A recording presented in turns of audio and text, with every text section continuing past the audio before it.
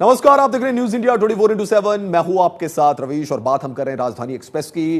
राजधानी एक्सप्रेस की शुरुआत करते हैं बड़ी खबर के साथ। देहरादून में मुख्य सेवक संवाद कार्यक्रम आयोजित किया गया, जिसमें महिला मंगल दल और युवक मंगल दल मौजूद रहे।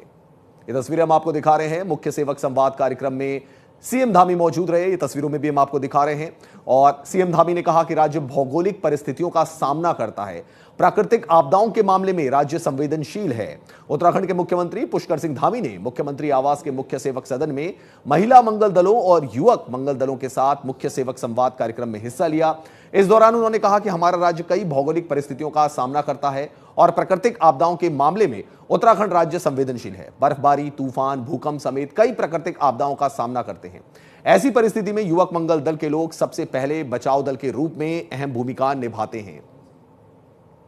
तो महिला मंगल दल और युवक मंगल दल के जो सदस्य रहे, उनको सम्मानित भी यहां पे करते हुए नजर आए उत्तराखंड के मुख्यमंत्री पुष्कर सिंह धामी। और उन्होंने तारीफ की और कहा कि कभी भी राज्य में प्राकृतिक आपदा आती है तो युवक मंगल दल के जो लोग हैं वो सबसे पहले पहुंचते हैं और लोगों की मदद करते हैं।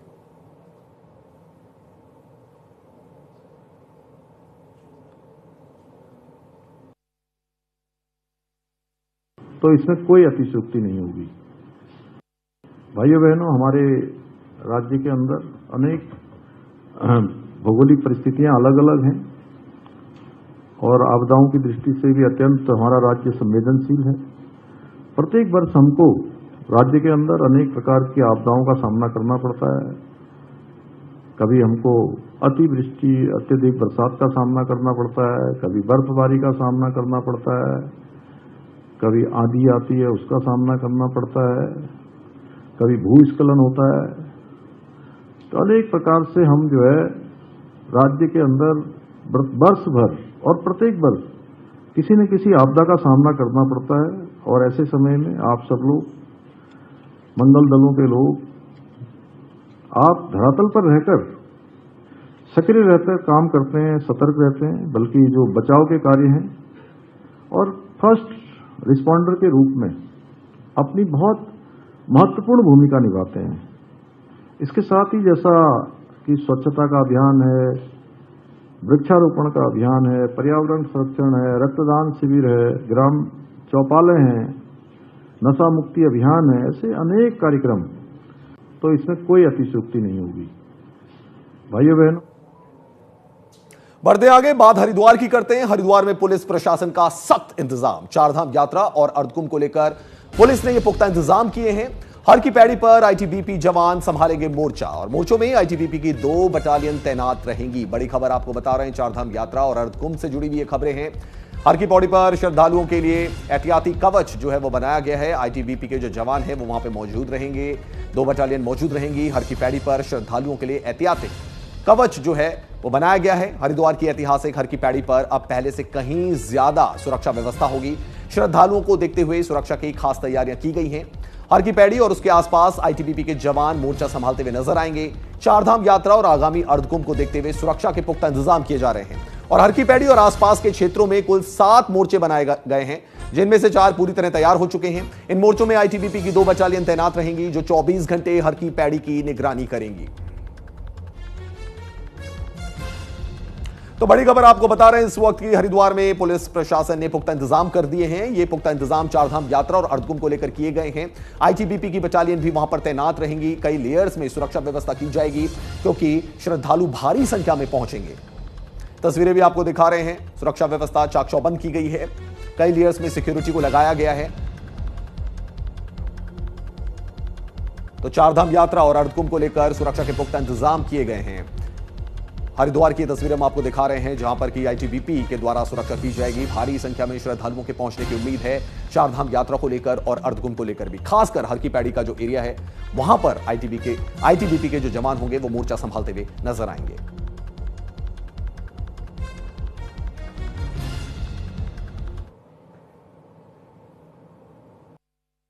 उसमें ये होता है, जैसे हम लोग मॉर्निंग वॉक के लिए हैं सैंडबैग से।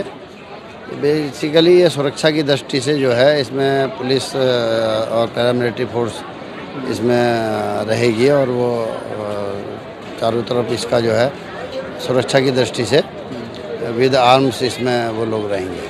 कौन सी फोर्सेज हैं सर जो फिलहाल आई भी? टीबीपी एसएसबी हैं और पैरामिलिट्री फोर्सेज हैं, अपनी फोर्स है, हमारी एटीएस, अपनी एटीएस है, क्यूआरटी है, पर्याप्त फोर्स है। कब से कब तक ये 24/7। अब चूँकि आगामी अब वो चारधाम यात्रा तो चल ही रही है, धीरे धीरे बढ़ रही है, सुरक्षा की दृष्टि से ये सब बनाए गए हैं। ये जो मोर्चे हैं, मोर्चे सैंड बैग से बने हुए मोर्चे होते हैं। कितनी जगह पर ये बनाया गया है? ये हर लगभग 7 जगह पे अभी प्रस्तावित है। बढ़ते आगे बात भटिंडा की करते हैं। भटिंडा से एक पाकिस्तानी जासूस गिरफ्तार किया गया है। ये सेना कैंट एरिया में दर्जी का काम करता था, टेलर का काम करता था ये आरोपी, जिसे अब गिरफ्तार कर लिया गया है। ये संवेदनशील जानकारी पाकिस्तान भेजा करता था। जी हां, बड़ी खबर आपको बता रहे हैं। हरिद्वार एसएसपी ने जासूस के परिवार से भी पूछताछ की है। लक्सर का रहने वाला है यह आरोपी जासूस। भारत पाकिस्तान के बीच पैदा हुए तनाव के बीच देश के गद्दार भी पकड़े जा रहे हैं। पंजाब के भटिंडा में दुश्मन देश के लिए काम कर रहा एक टेलर पकड़ा गया है। हैरानी की बात यह है कि टेलर भटिंडा में सैन्य छावनी में ही काम कर रहा था और वहां से सेना से जुड़ी अहम जानकारी जो थी वो दुश्मनों तक पहुंचा रहा था। आरोपी की पहचान रकीब के तौर पर हुई है, जो हरिद्वार का रहने वाला है। आरोपी पिछले कुछ सालों से भटिंडा सैन्य छावनी के अंदर टेलर का काम कर रहा था। सेना और पुलिस ने आरोपी के कब्जे से 2 मोबाइल फोन बरामद करके फॉरेंसिक जांच के लिए भेज दिया है। उसके मोबाइल फोन से संदिग्ध सैन्य दस्तावेज भी बरामद हुए हैं। वहीं हरिद्वार एसएसपी प्रमेंद्र सिंह डोभाल ने लक्सर स्थित घर पर दबिश दी और रकीब के रिश्तेदारों से पूछताछ की है। तो संवेदनशील जानकारी जो था ये पाकिस्तान को भेज रहा था। भटिंडा आर्मी कैंप एरिया में ये टेलर का काम करता था। इसकी पहचान रकीब के तौर पर हुई है। उत्तराखंड की जो पुलिस है वो इसकी पूछताछ कर रही है, इसे जांच पड़ताल की जा रही है। बताया जा रहा है कि आरोपी जो है वो लक्सर का रहने वाला है। तो भटिंडा से एक पाकिस्तानी जासूस गिरफ्तार किया गया है। भटिंडा सैन्य छावनी में राकिब पुत्र इकबाल, जो पिछले 3 वर्ष से भटिंडा में रह रहा था, मूलतः वह लक्सर के डॉसनी क्षेत्र का रहने वाला है। इसके वेरोबॉट्स के बारे में चेक किया गया, अन्य जानकारी की गई तो ये बात संज्ञान में आई है कि इसके जो अन्य 4 भाई हैं वो भी अलग अलग जगह पे टेलरिंग का काम करते हैं और इसके जो रिश्तेदार हैं उनके बारे में भी जानकारियां इकट्ठा की जा रही हैं। और अगर कोई सूचना या इस तरीके की कोई भी साझा करने की बात आएगी तो हरिद्वार पुलिस इसमें अभी कार्य कर रही है और जो भी एजेंसी इसमें लगी हैं या इस पर जो भी आगे जो कार्रवाई करेंगी या शब्द पूछताछ की जाएंगी उसमें हरिद्वार पुलिस पूरी तरीके से सहयोग करेगी।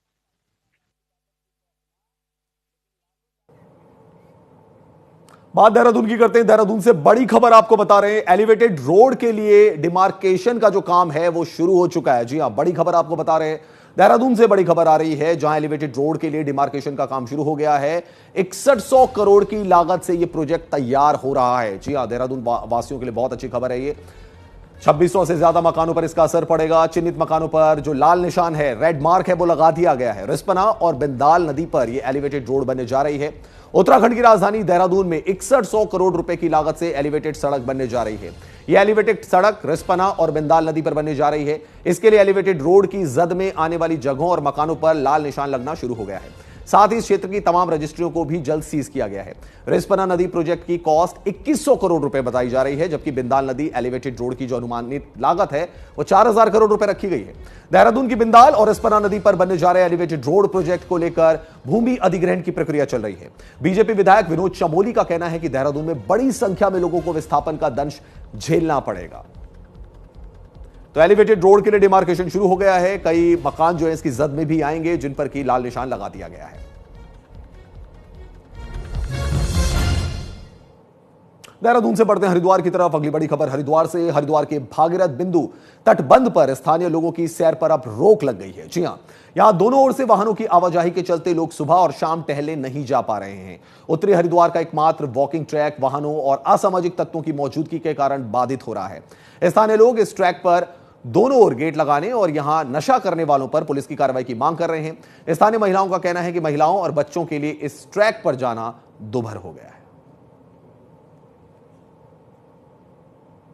होता है जैसे हम लोग मॉर्निंग वॉक के लिए जाते हैं तो वहाँ पर इतनी भीड़ हो जाती है, गाड़ी कोई हॉर्न मार रहा है, कोई कुछ, तो हमारे साथ छोटे छोटे बच्चे भी रहते हैं। हम लोग अपना मॉर्निंग वॉक पे हमारा ध्यान रहता है और पीछे हम लोग देखते हैं तो इतनी भीड़ हो जाती है, रास्ता जाम हो जाता है। तो ये चीज़ वहाँ पर बंद होनी चाहिए। उसमें ये होता है जैसे हम लोग मॉर्निंग वॉक के लिए जाते हैं तो वहां पर इतनी भीड़ हो जाती है। बढ़ते आगे, सीबीएसई बोर्ड ने 12वीं और 10वीं के नतीजे घोषित कर दिए हैं। लक्सर के एचआर पब्लिक स्कूल की इंटरमीडिएट की छात्रा वैष्णवी अग्रवाल ने 96% अंक हासिल कर पूरे क्षेत्र का नाम रोशन कर दिया है। वैष्णवी काफी ज्यादा खुश नजर आ रही हैं और ये तस्वीरें भी आपको दिखाते हैं। वैष्णवी ने कहा कि मेहनत कभी बेकार नहीं जाती है। मेहनत करने वाले सहपाठियों को भी वो टिप्स देना चाहती हैं कि अपना टारगेट फिक्स करें और मंजिल की तरफ बढ़ते रहें, सफलता जरूर मिलेगी। तो ये तस्वीरें हम आपको दिखा रहे हैं। वैष्णवी 96% मार्क्स उनके आए हैं इंटरमीडिएट में। इसके बाद घर में काफी खुशी का माहौल है और वैष्णवी का यही कहना है कि डिसिप्लिन के साथ अगर आप पढ़ाई करेंगे तो अच्छे मार्क्स आप ला सकते हैं।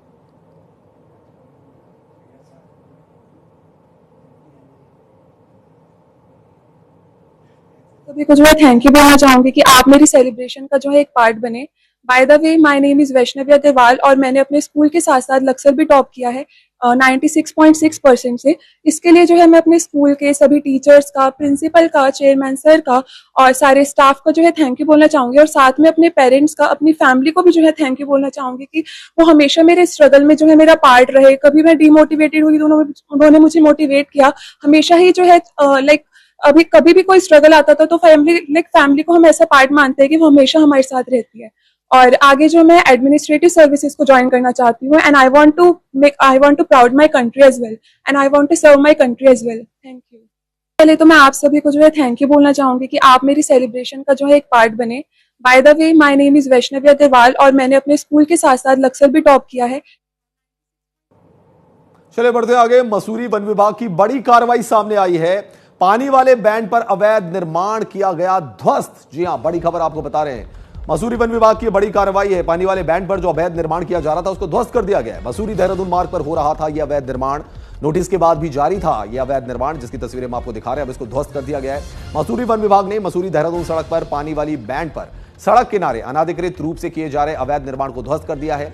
मसूरी डीएफओ अमित कुंवर ने बताया कि पानी वाले बैंड पर किसी अनुमति के बिना लोहे का स्ट्रक्चर खड़ा कर दिया गया है। जानकारी के मुताबिक कई बार अवैध रूप से बनाए जा रहे लोहे के स्ट्रक्चर न बनाए जाने को लेकर नोटिस भी दिया गया, लेकिन अवैध निर्माण को जारी रखा गया, जिस पर वन विभाग की टीम ने लोहे के स्ट्रक्चर को ध्वस्त कर दिया। तो नोटिस के बाद भी अवैध निर्माण का कार्य जारी था, जिसके बाद वन विभाग की टीम वहां पहुंची और अवैध निर्माण को ध्वस्त कर दिया गया। इससे पहले नोटिस भी जारी किया गया था। मसूरी वन विभाग की बड़ी कार्रवाई सामने आई है। लोगों ने भी इसका संज्ञान लिया था और इसकी शिकायत भी दर्ज की थी। उसके बाद मसूरी वन विभाग हरकत में आया, नोटिस भी जारी किया गया था, लेकिन अवैध निर्माण का जो कार्य था वो रुका नहीं था वहां पे। जिसके बाद फिर वन विभाग की टीम वहां पहुंची और अवैध निर्माण जो वहां पे किया गया था उसको ध्वस्त कर दिया, जो आप तस्वीरों में भी देख सकते हैं।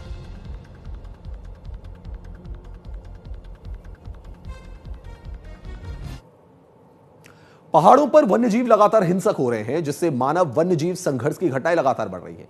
इसी क्रम में जनपद बागेश्वर के तहसील क्षेत्र कांडा अंतर्गत आने वाले औलानी डांगा में तेंदुए ने 3 वर्षीय बच्ची पर हमला कर उसे मौत के घाट उतार दिया। घटना से क्षेत्र में दहशत का माहौल है। 14 मई की देर रात घटनास्थल से 150 मीटर की दूरी पर तेंदुए ने लावारिस गाय को मार दिया। वहीं वन कर्मियों के साथ नैनीताल जिले से ट्रैंकुलाइज करने आई टीम भी उन वन कर्मियों के साथ इंतजार करती रही। पिंजरों को हर रोज अलग अलग स्थानों पर लगाया गया। जैसे ही तेंदुआ दिखेगा उसे ट्रैंकुलाइज कर पकड़ लिया जाएगा। ग्रामीणों ने वन विभाग की टीम से शीघ्र तेंदुए को पकड़ने की मांग भी की है। तो 4 वर्षीय मासूम की दर्दनाक मौत हो गई। गुलदार जो है अभी भी वन विभाग की जो पकड़ है उससे दूर है। हालांकि पिंजरे लगाए गए हैं जगह जगह पर। कोशिश यही है कि तेंदुए को जल्द से जल्द पकड़ा जाए, क्योंकि ग्रामीण काफी ज्यादा दहशत में हैं। में या पिंजरे के आसपास कहीं भी गुलदार के होने की संकेत नहीं मिले हैं और कहीं कहीं पर अगले गांव में गुलदार होने की फोन पे 2 बार सूचना मिली हुई है और आज बगल के गांव में एक जानवर को किल किया। आशा है कि आज शाम अगर वो जानवर के पास आए तो ट्रैंकुलाइज करने में हमें काफी सहूलियत मिलेगी।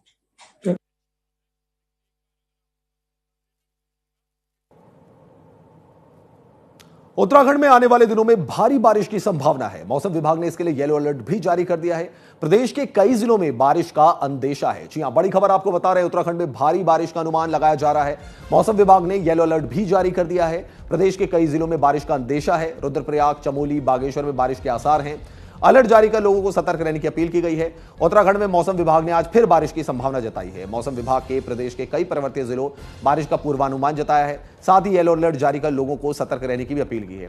मौसम विभाग ने पहाड़ी जिले उत्तरकाशी और रुद्रप्रयाग जिले में कहीं कहीं गरज व आकाशीय बिजली चमकने के साथ ही बारिश होने का अंदेशा भी जताया गया है। तो रुद्रप्रयाग, चमोली, बागेश्वर में बारिश के आसार हैं। मौसम विभाग ने येलो अलर्ट जारी कर दिया है, यानी कि काफी ज्यादा बारिश हो सकती है, मूसलाधार बारिश हो सकती है। तो मौसम विभाग ने अलर्ट जारी कर दिया है।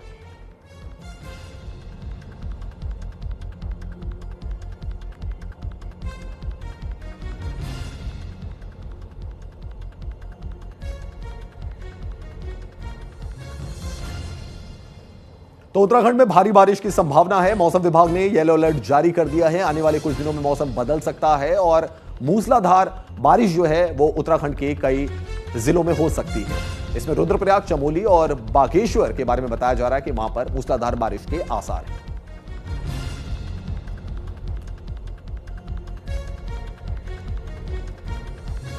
तो मौसम विभाग ने येलो अलर्ट जारी कर दिया है। मौसम करवट ले रहा है और उत्तराखंड में बताया जा रहा है कि काफी बारिश हो सकती है।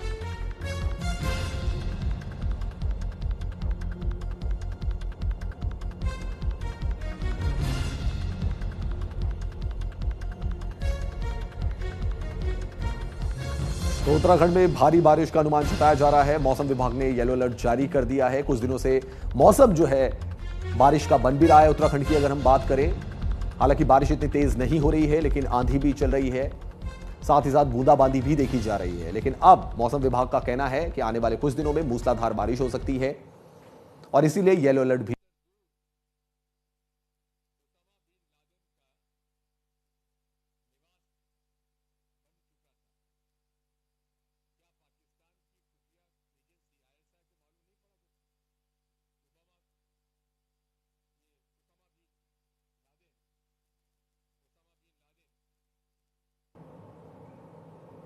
बढ़ते आगे, बात करते हैं रक्षा मंत्री राजनाथ सिंह की। जम्मू कश्मीर के दौरे पर हैं रक्षा मंत्री राजनाथ सिंह। ऑपरेशन सिंदूर के जवानों से मिले रक्षा मंत्री। जी हां, बड़ी खबर आपको बता रहे हैं, ऑपरेशन सिंदूर के जवानों से मिले रक्षा मंत्री राजनाथ सिंह। जवानों को राजनाथ सिंह ने किया संबोधित और कहा कि हमें अपनी सेना पर गर्व है। पहलगाम के बाद लोगों में गुस्सा था। आतंकवाद के खिलाफ भारत की कठोर प्रतिज्ञा थी।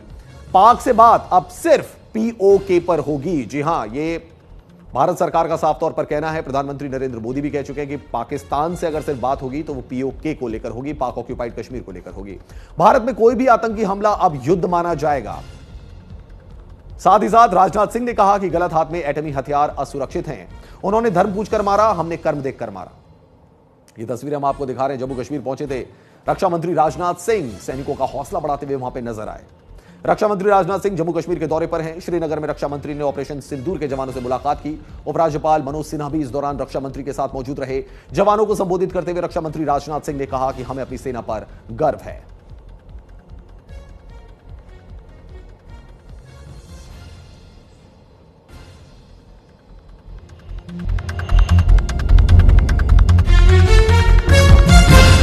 तो ऑपरेशन सिंदूर के जवानों से मिले रक्षा मंत्री राजनाथ सिंह। आपकी उस ऊर्जा को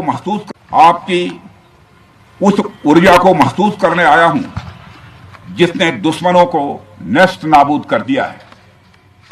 आपने जिस तरीके से सीमा के उस पार पाकिस्तान की चौकियों और बंकरों को आपने ध्वस्त किया, दुश्मन मैं समझता हूं उसे कभी भूल नहीं सकता। आपने देखा होगा कि आमतौर पर लोग जोश में होश खो देते हैं, लेकिन आपने जोश भी रखा, होश भी रखा और सूझबूझ के साथ दुश्मनों के ठिकानों को आपने बर्बाद किया है।